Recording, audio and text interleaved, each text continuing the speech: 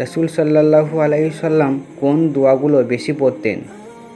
রাসূল সাল্লাল্লাহু আলাইহি ওয়াসাল্লাম এর জীবন ছিল দোয়া ও জিকিরে পরিপূর্ণ। তিনি প্রতিটি অবস্থায় আল্লাহর কাছে ফিরে যেতেন। কিন্তু রাসূল সাল্লাল্লাহু আলাইহি ওয়াসাল্লাম কোন দোয়াগুলো সবচেয়ে বেশি পড়তেন সেগুলোই বলবো এই ভিডিওটিতে। প্রথম দোয়া, ইস্তেগফার, ক্ষমা প্রার্থনা। নবী করিম সাল্লাল্লাহু আলাইহি ওয়াসাল্লাম বলেছেন, আমি প্রতিদিন 100 বার আল্লাহর কাছে ইস্তেগফার করি। হে মানুষ, তোমরা তোমাদের রবের কাছে ক্ষমা প্রার্থনা করো। সহিহ মুসলিম। তিনি সবচেয়ে বেশি পড়তেন যে দোয়াগুলো, আস্তাগফিরুল্লাহ ওয়া আতুবু ইলাইহি, অর্থ আমি আল্লাহর কাছে ক্ষমা চাই এবং তার কাছেই ফিরে যাই। দ্বিতীয় দোয়া,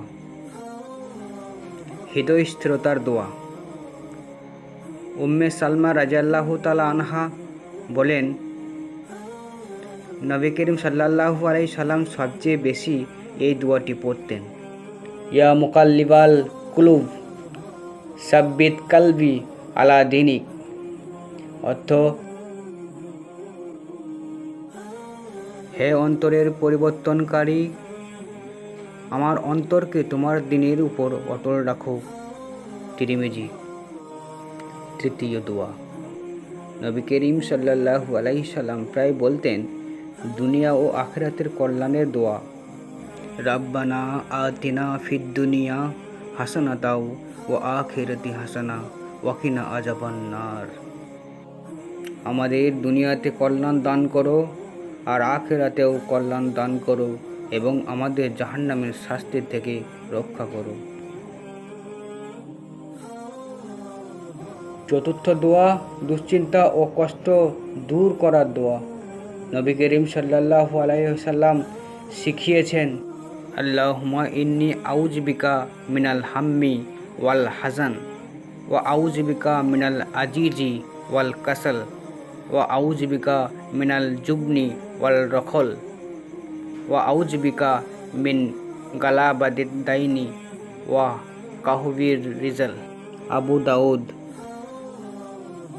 হে আল্লাহ, আমি তোমার কাছে আশ্রয় চাই চিন্তা ও দুঃখ থেকে, অক্ষমতা ও অলস্যতা থেকে, কাপুরুষতা ও কৃপণতা থেকে, ঋণের বোঝা ও মানুষের জুলুম থেকে।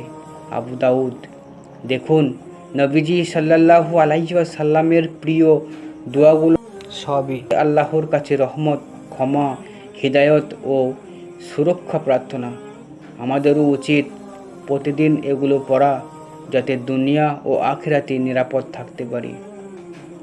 ভাই ও বোনেরা, সঠিক পথে ইসলাম এর এই ভিডিও যদি আপনার ভালো লাগে তাহলে এখনই চ্যানেলটিকে সাবস্ক্রাইব করুন, ভিডিওটিতে লাইক ও শেয়ার করুন আর পরবর্তী ইসলামিক জ্ঞান সমৃদ্ধ ভিডিও দেখতে বেল আইকনটি ক্লিক করতে ভুলবেন না।